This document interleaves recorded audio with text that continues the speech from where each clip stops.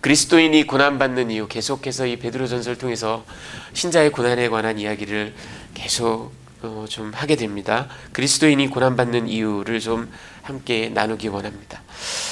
자, 오늘도 이야기를 제가 하나 해드릴게요. 이 어장관리 요즘에는 뭐 좀 다른 뜻으로 쓰이지만, 남녀가 어떻게 뭐 어장을 관리한다 뭐 이런 얘기를 방송에서 가끔 하곤 하는데, 원래 어장관리란 양식을 하면서, 그쵸? 뭐 물고기를 키우면서 수온이라든지 먹이라든지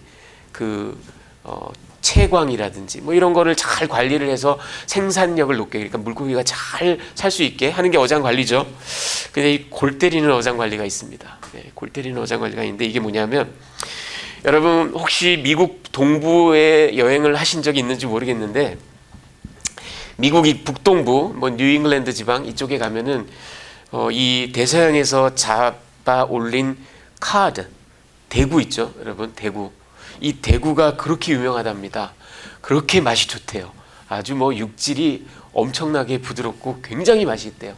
저도 한 번도 북대서양 뭐 이걸 거기서 먹어본 적이 없지만, 자, 그래서 그곳의 특산물인데 그 사람들이 그걸 이제 즐기겠죠. 그런데 이게 또 생산을 해가지고 소비를 많이 하게 해서 돈을 많이 벌어야 될 거 아니에요. 그러니까 미국 전역에 이거를 이렇게 이제 운송을 해서 대구를 이제 팔아가지고 사람들을 이제 입맛을 즐겁게 하고, 그리고 돈을 벌어야 되겠죠. 그래서 뭐 저기 남부라든지 아니면 이 서부 캘리포니아, 네바다 뭐 이런 데까지 대구를, 근데 어떻게 갖고 오겠어요? 이 대구를 얼려 갖고 오죠, 당연히. 그래서 이제 얼려가지고 딱 갖고 와서 이거 팔아서 뭐 해동을 해가지고 요리를, 근데 아무리 해도 그 북동부 지역에서 갓 잡아 올린 이 대구를 먹은 것 같은 그런 그 육질, 생생함, 신선함, 이게 없는 거예요. 그 풍미가 없는 거예요. 그래서 고민을 하다가, 또 사람들이 돈을 벌기 위해서는 아무튼 아이디어가 기가 막힙니다. 그래서 결국 등장한 게 이 화로 운송 사업입니다. 그러니까 큰 이 물탱크에다가 바닷물을 이렇게 딱 넣어가지고요, 거기다가 이 대구를 산채로 거기서 이제 막 돌아다니는 거죠. 그렇게 대륙을 횡단해가지고 북동부에서부터 뭐 네바다, 캘리포니아까지 와서 파는 겁니다. 야, 아이디어를 잘 냈죠. 그러면은 살아있는 생선이고 뭐 그러니까 맛이 있어야 될 거야, 똑같아야 될 거 아니에요. 그런데 이 somehow 이게 맛이 다르답니다. 북동부 지역에서 갓 잡아 올려서 먹은 것과 이게 육질도 다르고 그 신선도도 다르고 플레이버, 그 풍미가 다르다라는 거예요. 아니, 멀쩡히 살아있는 놈들인데, 그렇죠? 이게 좀 이상하다. 그래가지고 또 어떤 사람이 기가 막힌 아이디어를 냈습니다. 기가 막힌 아이디어를 내서 이 문제를 해결을 했습니다. 자, 그게 뭐냐? 여러분, 이게 카드예요, 대구예요. 요놈에게는 천적이 있습니다. 맥입니다. catfish. 이 catfish를 저 화로 운송 사업을 하는 그 물탱크에다가 몇 마리 집어넣습니다. 이게 좀 말이 안 되는 것 같죠? 근데 요놈이 이제 대륙을 횡단하는 내내 이제 자기 천적이니까 이거 대구를 잡아먹으려고 막 요리조리 쫓아다닙니다. 그러니까 이 대구 이놈들은 막 피해 다니느라고 스트레스를 받아요.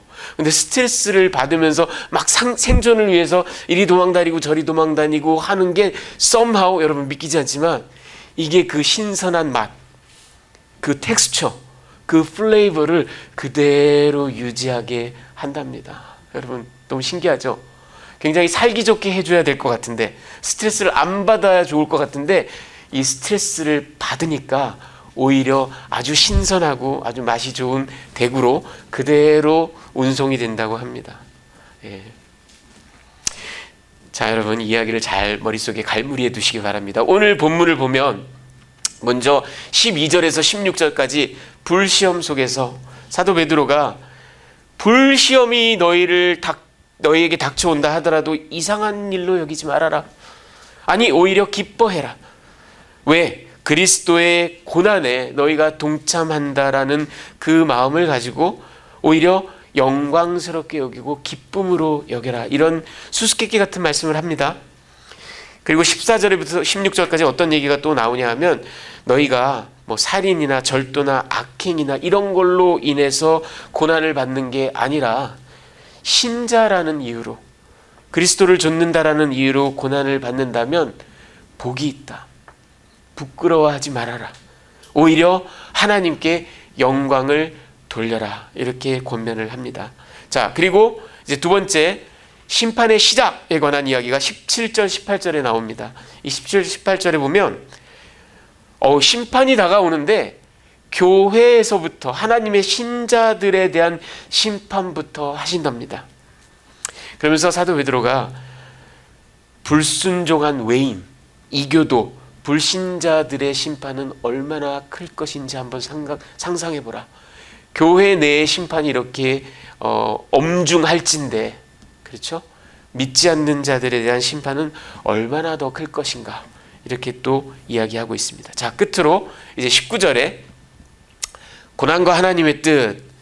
자, 그래서 하나님의 뜻대로 고난을 받는 자, 선을 행하고 그 영혼을 신실하신 하나님께 의탁해라, 맡겨드려라.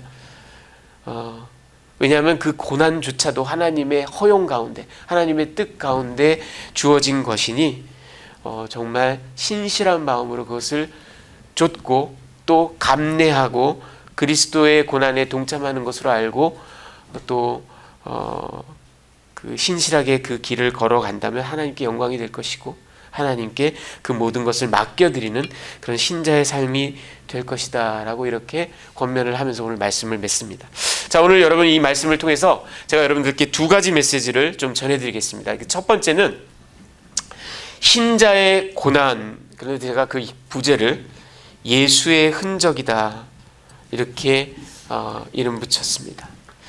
여러분, 오늘 두 가지 메시지를 제가 두 가지 질문에 좀 이렇게 맞춰서 풀어나가고자 합니다. 이 첫 번째 메시지, 신자의 고난, 예수의 흔적에 대한 질문은 이겁니다. 여러분은 이런 질문을 가져보신 적이 있을 겁니다. 아니, 어쩌면 지금도 그런 질문 가운데 고뇌하고 계신지도 모르겠습니다. 내가 신자가 됐는데, 내가 그리스도의 제자가 됐는데 왜 이 삶의 질곡은, 이 고난은, 이 고통은 끊이지 않는 것일까? 내가 뭘 잘못하고 있나? 그리고 한 걸음 더 나가서 이 질문은 언제나 수반하는 또 다른 질문이 있습니다. 사실은 여러분들 다 느껴보셨을 거예요. 뭐냐면 그건 그렇다 치고 내 삶이 이렇게 고통스럽고 그건 그렇다 치고 왜 눈을 들어 주변을 살펴보면 믿지 않는 자들, 아니 그 정도가 아니라 아주 사악한 자들, 정말 나쁜 짓 많이 하는 자들, 거짓말을 밥 먹듯이 하고 남 사기치고 남들 속여서 자기 이득 취하고 아주 못되게 굴고 하는 사람들 눈을 들어 살펴보면 왜 저 사람들은 하는 일마다 잘 되나? 승승장구하나? 돈도 많이 벌고 자식들도 잘 풀리고 뭐 하나 부족한 거 없이 살고 도대체 이건 뭐 잘못돼 가는 거 아닌가? 하나님이 정말 이 땅을 굽어 살피시는 거 맞나? 여러분, 이런 질문에 다다르면 우리가 꼭 떠오르는 말씀이 있죠. 예레미야 12장 1절. 선지자 예레미야가 여호와여, 내가 주와 변론할 때에는 주께서 의로우시니이다. 그러나 내가 주께 질문하옵나니 악한 자의 길이 형통하며 반역한 자가 다 평안함은 무슨 까닭이니까. 정말 그 옛날이나 지금이나 선지자의 이 절규가 사실은 여러분들도 나는 산노라고 사는데, 하나님 뜻조차 산노라고 사는데 나의 앞길은 정말 순탄치 못하고 맨날 고통스럽고, 그런데 하나님을 만홀히 여기고 지멋대로 살고 오히려 악하게 사는 사람들은 하는 일마다 잘 되고 돈도 잘 벌고, 하나님 이거 너무 불공평한 거 아니에요? 우리에겐 이런 질문이 있습니다. 자, 여러분, 사도 베드로가 오늘 12절에 불시험이라고 얘기를 합니다.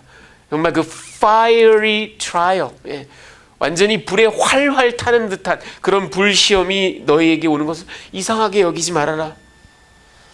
이렇게 말하는 이유가 뭘까요? 여러분, 죄송스러운 얘기지만 여러분 참 받아들이시기 참 난처한 얘기일 수 있겠지만 여러분, 이런 불시험을 통과하는 것, 삶의 고통을 거쳐가는 것이 이게 우리 신자의 삶의 본질입니다. 이게 여러분 하나님의 디자인에 해당됩니다. 왜? 하나님께, 여러분, 이 고난 자체가, 제가 누누이 말씀드리지만 고난과 고통과 사악함과 죄악 자체가 하나님의 디자인은 절대 아니에요.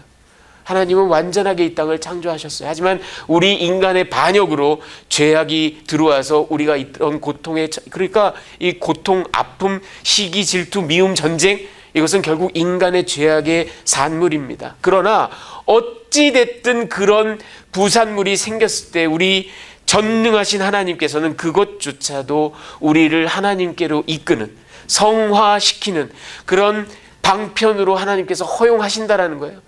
그리고 그 하나님은 긍휼이 풍성하신 그 하나님, 이건 너희 문제니까 어쨌든 너희가 알아서 해가 아니라 그 고난에 하나님이 동참하십니다. 하나님이 뛰어드십니다. 그래서 하나님이신 그분의 독생하신 아들을 이 땅에 보내셔서 그 모든 고난을 감당케 하십니다. 그리고는 자, 얘들아 봐라, 나의 아들이 너희에 앞서서 이런 고난을 당한 것이, 이것이 나의 디자인이니, 이것이 너희를 향한 나의 구속의 의지이니 너희도 내 아들을 본받아 그 희생을 마음에 새기며 고난의 길을 동참해라. 이게 하나님의 부르심이라고요. 여러분, 그러니 신자의 삶이라는 거, 옛날에 우리나라에서 그렇게 유행했던, 지금도 미국에 그렇게 유행하고 있는 그 예수 믿으면 잘 먹고 잘 산다, 축복받는다, 뭐 삼박자 축복을 얻는다, 여러분, 이거 성경의 메시지가 아닙니다. 하나님의 메시지가 아니에요. 언어 도단이에요. 자가 당착입니다. 애시당초 말이 되지 않는 이야기입니다. 사도 바울도 갈라디아서 6장 17절에 이제부터 나를 괴롭게 하지 마라. 나는 예수의 흔적을 몸에 지닌 자다. 그렇게 얘기합니다. 스티그마타 예수. 여러분, 이게 영어로 번역하면 The Marks of Jesus. 예수의 흔적을 몸에 새겼다. 여러분, 이걸 어떻게 해석하십니까? 이 예수의 흔적이라는 건 예수가 받은 고난을 말하는 겁니다. 그 고난을 나의 몸에 지닌다라는 겁니다.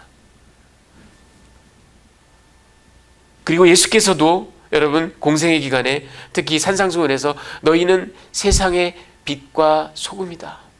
빛과 소금이 되어라. 그렇게 우리를 부르셨습니다. 여러분, 근데 가만히 생각해 보면 빛과 소금은 세상을 비추고 세상을 부패하지 않게 하지만 그러기 위해서는 빛은 자기를 태워서 타 들어가야 되고요. 소금은 물에 완전히 녹아서 형체도 없이 사라져야만 됩니다.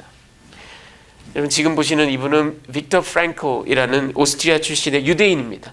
유대인 신경 정신 전문가 그리고 심리학자이기도 합니다. 이 사람은 특별히 이 홀로코스트 생존자입니다. 예. 나치의 그 정말 죽음 문턱에까지 갔다가 살아남았던 그런 생존자입니다. 이 사람이 이런 얘기를 했어요. 빛을 발하려거든 타들어가는 것을 견뎌야만 한다. 예. 여러분, 우리는 예수의 부름을 받은 자들로 빛과 소금으로 살아가라고, 그리고 무엇보다도 그 아들 예수를 본받아 그를 쫓아가는 삶을 살라고 부름받았습니다. 그분이 우리를 위하여 고난을 받으셨다면 우리에게 다른 그 무엇이 어떻게 해당되겠습니까? 더군다나 여러분, 우리는 예수를 만나기 이전에도, 그리고 뿐만 아니라 제가 누누이 강조하지만 예수를 만나 신자가 되고 그리스도의 제자로 살아가는 지금도 저와 여러분은 본질상 진노의 자녀고 찬스가 없고 우리의 도덕성으로, 우리의 의로는 단 한순간도 살아남을 수가 없는 그런 존재들입니다. 우리는 존재 자체가 죄덩어리입니다. 그게 바로 total depravity, 전적인 타락, 개혁자들이 얘기했던 그런 우리를 하나님께서 은혜로 받아주셨어요. 은혜로 용납하셨어요. 믿지 않는 저 밖에 있는 자들과 저와 여러분의 사이에 어떤 본질적인 차이는 없습니다. 우리는 똑같은 죄인입니다. 다만 하나님의 은혜가 우리에게 임한 것뿐입니다. 그래서 죄인된 우리를 의로운 존재라고 내가 여겨주마 하고 하나님이 선언하신 것뿐입니다. 따라서 여러분, 고난은 예수의 흔적인 동시에 끊임없이 이런 죄된 본성을 가지고 있는 우리를 정화하는 그 여러분 순금 정련소 있죠? 그 refiner's fire. 예. 불같은 시험이 말하는 게 바로 그거라고요. 우리는 이 고난을 통하여 성화되어 가고, 그리고 이 고난을 통하지 않으면 우리의 죄된 본성을 절대로 바라보질 못하는 존재들입니다. 여러분, 저라고 왜 예수 믿으면 다 잘 돼, 다 복받아, 자식도 잘 되고 너희도 잘 되고 건강 회복할 거야, 뭐 축복 받을 거야, 저라고 이런 얘기를 왜 하기 싫겠습니까? 하지만 여러분, 이 세상에 난무하고 있는 prosperity gospel, 그것은 복음이 전혀 아닙니다. 성경은 우리에게 그런 것을 가르친 바가 없습니다.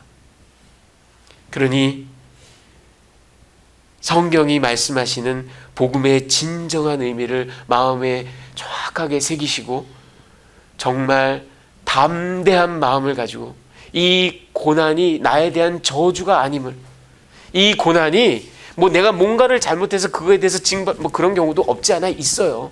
하나님께서는 자녀들을 벌하시기도 합니다. 하지만 우리가 당하는 고난 자체가 그런 것이 아니에요. 여러분, 우리는 이 고난을 통하여 구원을 바라보는 존재, 나의 죄인됨을 깨닫는 존재, 그리고 이 때문에 오직 하나님의 은혜, 그리스도의 그 십자가에 그저 완전히 매어 달리는 존재, 이게 바로 고난의 이유라는 겁니다. 자, 여러분, 지금 보시는 분은 스코틀랜드의 침례교 목사입니다. 제가 여러 번 소개해드린 적이 있는 오스왈드 챔버스라는 분입니다. 예, 그 홀리니스 무브먼트를 이끌었던 아주 경건한 그런 목사님입니다. 이분이 So Send You I라는 그런 책이 있어요. 이 책에서 이와 같은 이야기를 했습니다. 들어보십시오. 하나님께서 그분이 원하시는 일을 하게 하라. 그대가 마시기에 합당한 포도주가 되려거든 그대는 반드시 짙 이겨져야만 한다. 포도는 마실 수가 없다. 포도는 짙 이겨져야만 포도주가 되는 법이다. 여러분, 우리는 종말에 하나님의 어린 양의 잔치에 참여하도록 부름받은 존재입니다. 그리고 여러분, 우리는 하나님 앞에 사도 바울이 얘기한 것처럼 향기로운 산제물이 되어서 매 순간 하나님께 예배드리는 존재입니다. 바꿔 얘기하면, 또 은유적으로 얘기하면, 우리는 하나님께서 그 잔치상에서 흡족하게 마실 수 있는 극상품 포도주가 되어야 되는 존재들입니다. 그런데 여러분, 포도가 으깨져야 되는데 요리조리 도망다니면서, 나는 탱탱이 알로 남아있을까, 날 건드리지 마. 그러면 어떻게 포도주가 되겠어요? 어떻게 하나님이 마시기에 합당한 포도주가 되겠어요? 그렇죠? 그래서 이 챔버스 목사님의 말처럼 이게 하나님의 손길이라는 거예요. 우리를 짙 이기시는, 지금은 고통스럽지만 그게 극상품 포도주를 만들기 위한 하나님의 디자인이라는 겁니다. 여러분, 저는 오스왈드 챔버스 목사님의 비유에 한 가지를 덧붙이고 싶어요. 저와 여러분이 극상품 포도주가 되기를 원한다면 챔버스 목사님 말 맞다나 짙 이겨져야 되는 것은 물론이려니와 숙성되어야 합니다. 오래도록 숙성되어야 합니다. 무슨 얘기예요, 여러분? 인고의 시간을 거쳐야만 한다는 얘기죠. 자, 여러분, 고난이 그렇습니다. 네. 네, 거기까지 이야기하겠는데 아까 초반에 던졌던 질문으로 다시 돌아가서 그 질문의 두 번째. 아니 그런데 왜 하나님 오케이 신자에게 주어진 이 고난의 어떤 가치, 고난의 의미에 대해서 제가 뭐 힘들지만 어쨌든 인정합니다. 그런데 왜 믿지 않는 자들, 아니 믿지 않는 정도가 아니라 저렇게 사악하게 살아가는 사람들이 저토록 승승장구합니까? 저토록 하는 일마다 잘 됩니까? 이건 좀 정말 너무하신 거 아닙니까? 여러분 그거에 대한 대답이, 여러분 그걸 제가 대답해 드리기 위해서는 이 컨셉을 좀 설명을 해드릴게요. 여러분 immunity debt라는 말을 들어보셨나요? 이게 팬데믹 기간에 특별히 좀 유행을 했던 말입니다. immunity debt라는 면역 부채? 우리말로 굳이 번역을 하자면, 자 이게 뭐냐면 여러분 팬데믹 기간에 감기에 자주 걸리셨어요? 이거 우리 마스크 쓰고 다녔잖아요. 그리고 소셜 디스턴싱 했잖아요. 신기하게 그때 우리가 팬데믹 기간에 그 사회적 거리두기를 할 때 감기에 평소보다 굉장히 안 걸렸습니다. 기억하시나요? 저는 평소에 감기 1년에 한 두세 차례 서너 차례 감기를 하는 편인데 팬데믹 2년 동안 감기를 안 걸렸어요. 자, 그게 근데 여러분 immunity debt란 면역 부채가 쌓여가는 겁니다. 그래서 그 팬데믹이 끝나고, 여러분 기억하실 거예요. 팬데믹이 끝나고 소셜 그 디스턴싱이 끝나고 나서 처음 감기 걸리셨을 때 기억나세요? 굉장히 아프셨을 겁니다.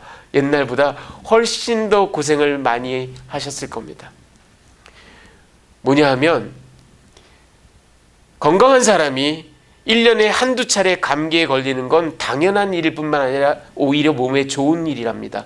그렇게 감기가 싸워서 바이러스를 이겨내고 항체를 만들어내고 또 새롭게 생활하고, 그런데 우리가 이 소셜 디스턴싱을 하면서 감기에 안 걸렸어요. 그런데 그게 좋기만 한 게 아니라는 거예요. 면역 부채가 계속 쌓여가다가 이게 이제 다음번에 왔을 때 엄청난 그 블로우로 온다라는 게 바로 이 immunity debt. 여러분 제가 예전에 정말 웃지 못할 이야기를 한번 들은 적이 있는데, 어떤 러시아 사람이요, 자기는 너무 건강하고 신체가 그래서 지난 20년간 단 한 번도 감기에 걸린 적이 없다라고 막 자랑을 했대요. 다음 해에 그 사람이 죽었습니다. 사인은 감기입니다. 감기에 걸려서 죽었습니다. 20년 동안 바이러스와 싸워본 적이 없다가 이뮤니티 데트가 그냥 갑자기 빵 온 거죠.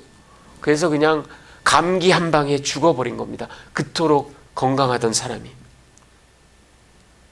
자, 여러분 제가 왜 이 이야기를 하는지, 야고보서 5장 5절에 보면 사도 야고보가 이 땅에서 사악하게 정말 착취하고 못되게 굴고 못된 일을 하고 그러면서 떵떵거리고 사는 사람들에게 이와 같이 경고합니다. 우리 한번 같이 읽어볼게요. 너희가 시작.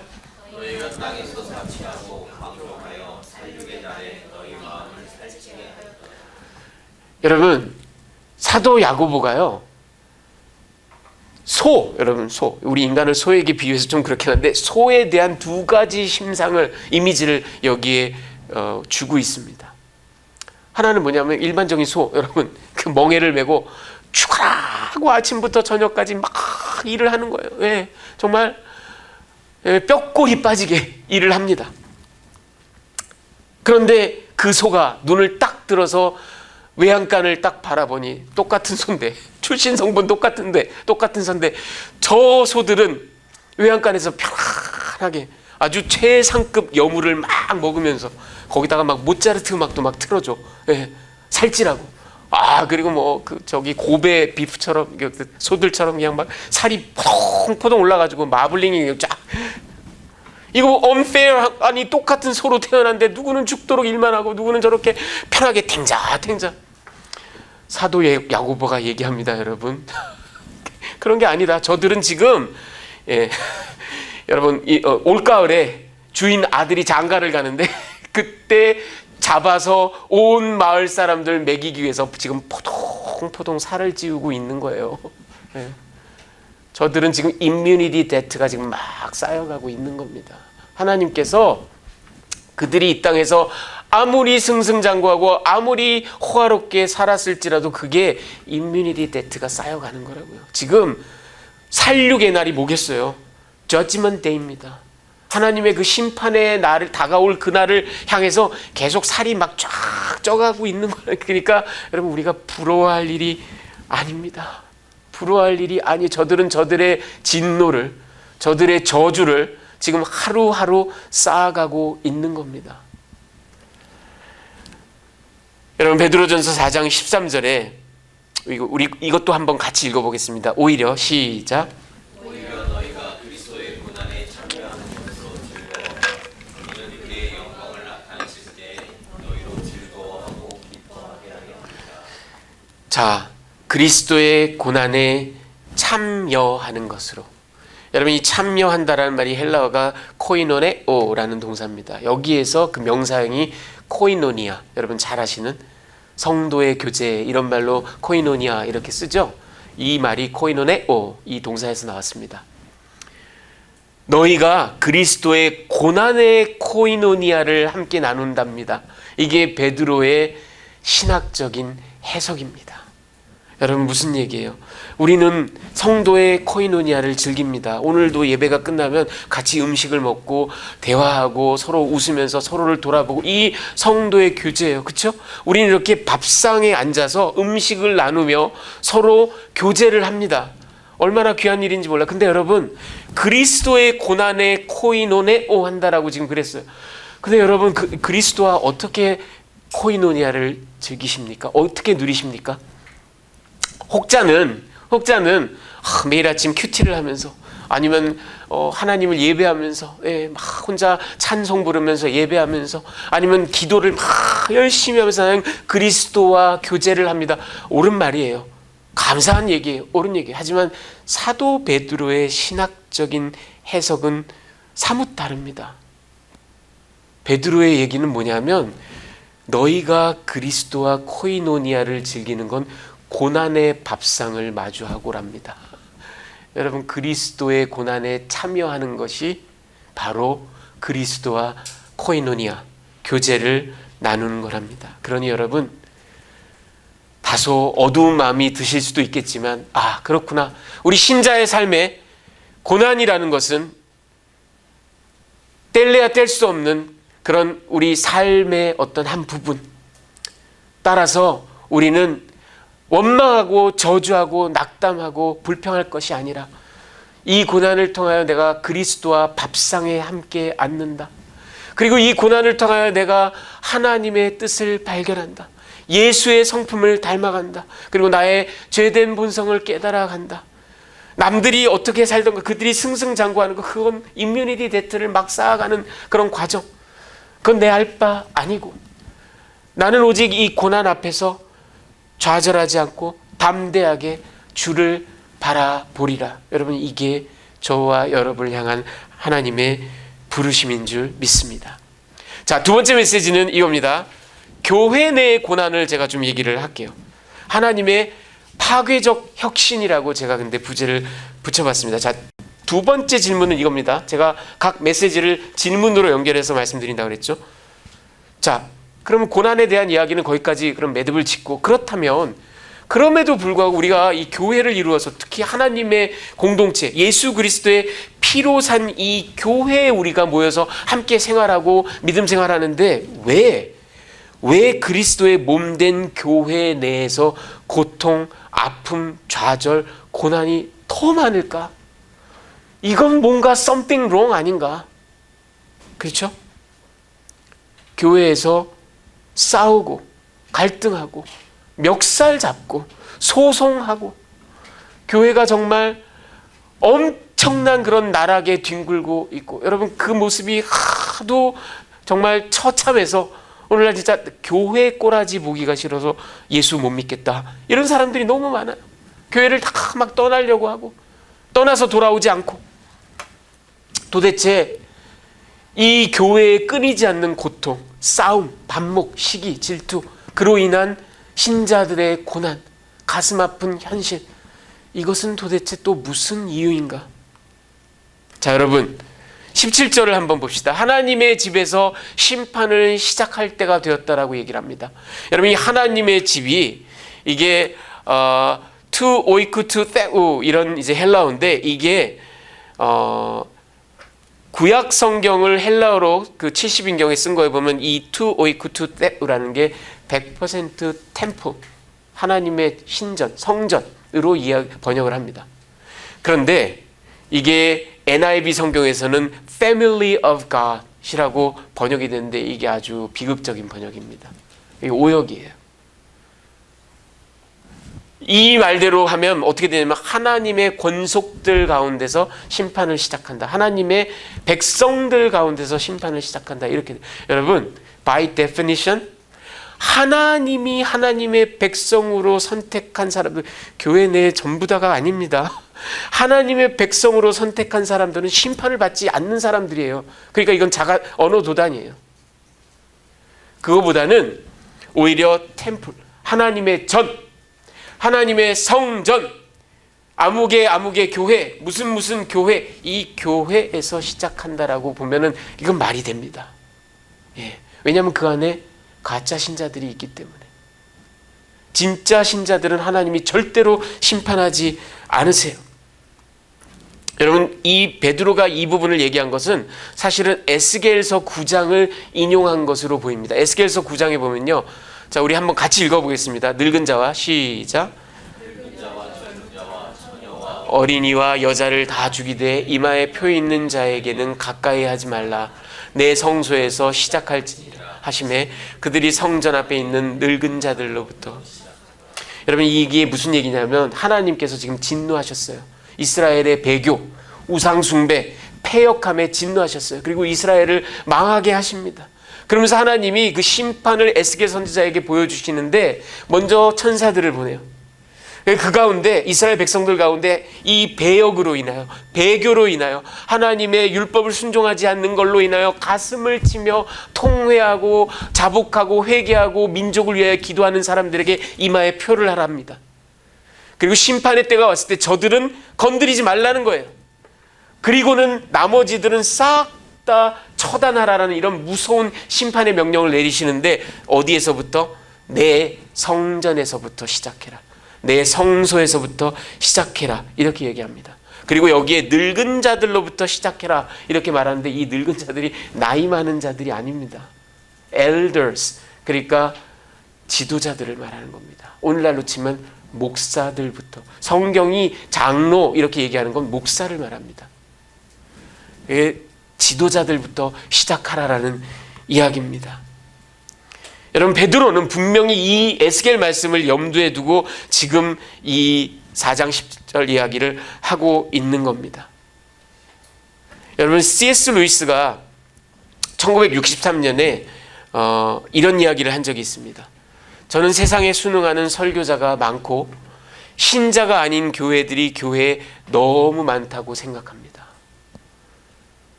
자, 여러분, C.S. 루이스만이 아니라 역사상 가장 위대한 교부 그 신학자였다라고 말할 수 있는 히포의 어거스틴은 요한복음을 주석하면서 이렇게 얘기를 했습니다. 교회 밖에 양들이 많이 있고 교회 안에 이리들이 많이 있다. 양의 탈을 쓴 일인 거죠. 여러분, 근데 이게 비단 C.S. 루이스나 히포의 어거스틴 같은 사람만이 한 얘기였을까요? 더 거슬러 올라가 봅시다. 우리의 주인이신 예수 그리스도께서 산상수훈에서 마태복음 7장에 이렇게 말씀하셨습니다. 우리 22절 23절을 같이 한번 읽어볼게요. 그날에 시작. 나더러 이르되 주여 주여 우리가 주의 이름으로 선지자 노릇하며 주의 이름으로 귀신을 쫓아내며 주의 이름으로 많은 권능을 행하지 아니하였나이까 하리니 그때 내가 그들에게 밝히 말하되 내가 너희를 도무지 알지 못하니 불법을 행하는 자들아 내게서 떠나가라 하리라. 여러분, 내가 주의 이름으로, 우리가 주의 이름으로 선지자 노릇하고 귀신을 쫓아내고 권능을, 이건 단순한 신자가 아니에요. 왜? 교회 내의 최고 지도자들, 목사, 선교사, 장로, 안수집사, 운영위원, 교회 내의 최고 지도자들임에 분명합니다. 그런데 우리 주님께서 뭐라 그래요? 불법을 행하는 자들은 내가 너희를 도무지 애시당초 처음부터 안 적이 없다. 나에게서 떠나가라. 여러분, 이 일맥상통하는 말씀입니다.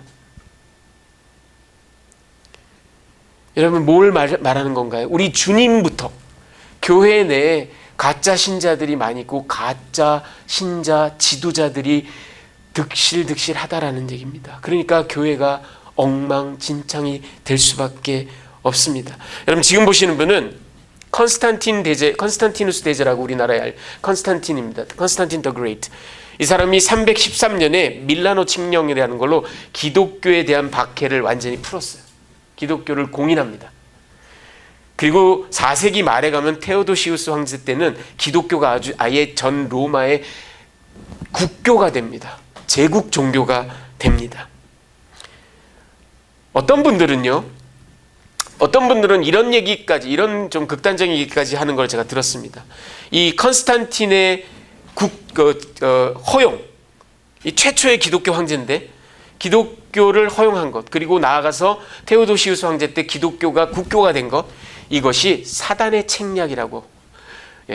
이걸로 인해서 교회가 타락했다고. 이걸로 인해서 교회가 막 교권이 부패하고 타락하고 믿음이 흐려지고 그랬다고, 그렇게까지 이야기를 하는 것을 들었습니다. 하지만 여러분, 저는 개인적으로 그건 투머치라고 생각해요. 그런 식으로 따지면 여러분, 종교개혁에도 뜻하지 않았던 폐단이 너무나 많습니다. 교회가 정치화되고, 교회가 아주 자본주의화되고, 서로 이권을 챙기고, 교권이 무너지고. 여러분, 그런 식으로 따지면 아주사 대부흥이니 평양 대부흥이니 웨일즈의 대부흥이니 뭐 제1차 제2차 대각성이니 이런 엄청난 부흥운동에도 많은 폐단이 있었어요.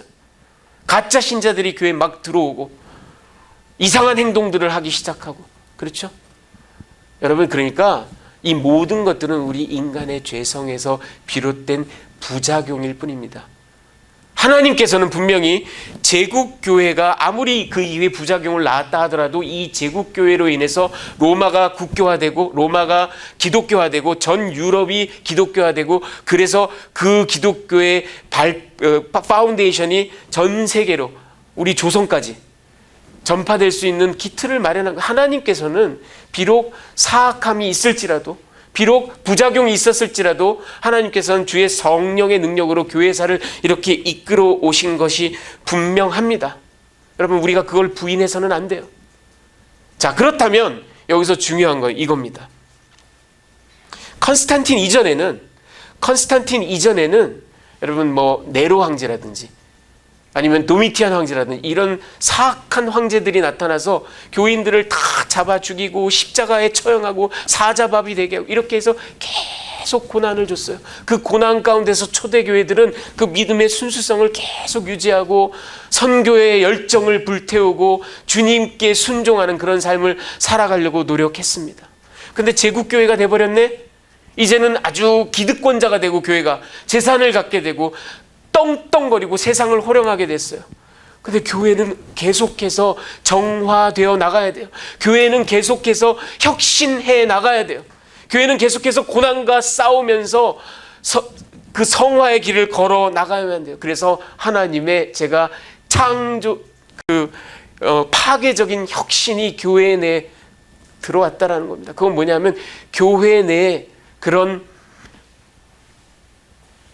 교회를 어지럽히기도 하고 싸움이 일어나기도 하고 하는 이런 어지러움들을 하나님께서 그것이 옳지 않아도 여러분, 마치 아까 대구들이 가는 그 활어 탱크에 매기를 집어넣은 것처럼, 그래서 교회가 끊임없이 의로워지려고 노력하고 끊임없이 악과 싸우는 그 임뮤니티 데트를 쌓아가지 않도록 하기 위해서, 여러분, 이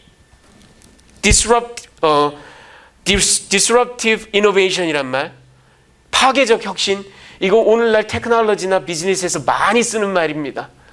생산 체계를 바꾸기 위해서 또는 유통 체계를 바꾸기 위해서, 혁신하기 위해서 아예 갈아엎어버리는 거예요. 대표적인 케이스가 아마존입니다. 여러분, 아마존이 그 유통을 완전히 바꿔버렸잖아요. 사람들이 이제 더 이상 나가서 사지 않아요. 상점 가서 사지 않아요. 그냥 앉아서 다. 이게 완전히 파괴적인 그런 혁신을 이룬 겁니다.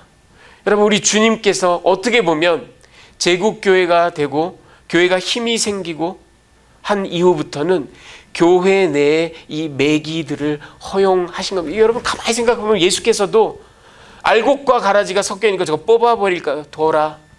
심판 때까지 그냥 함께 자라도록 둬라. 그렇게 말씀하시잖아요.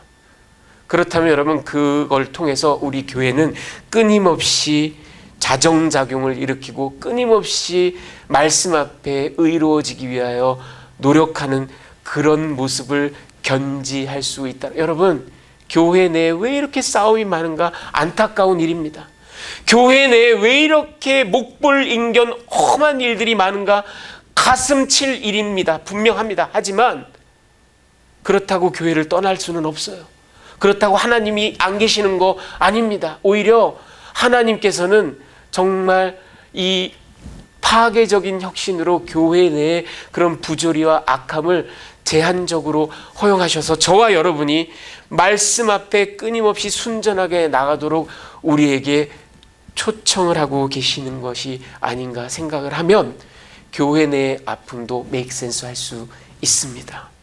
자, 사랑하는 주의 백성 되신 여러분, 우리 개인의 삶에서나 교회에서나 우리는 끊임없이 고난과 아픔을 마주하는 존재들입니다. 분명한 건 그 고난이 하나님을 향한 우리의 마음을, 우리의 그 사랑과 헌신을 결코 무너뜨릴 수 없다라는 것.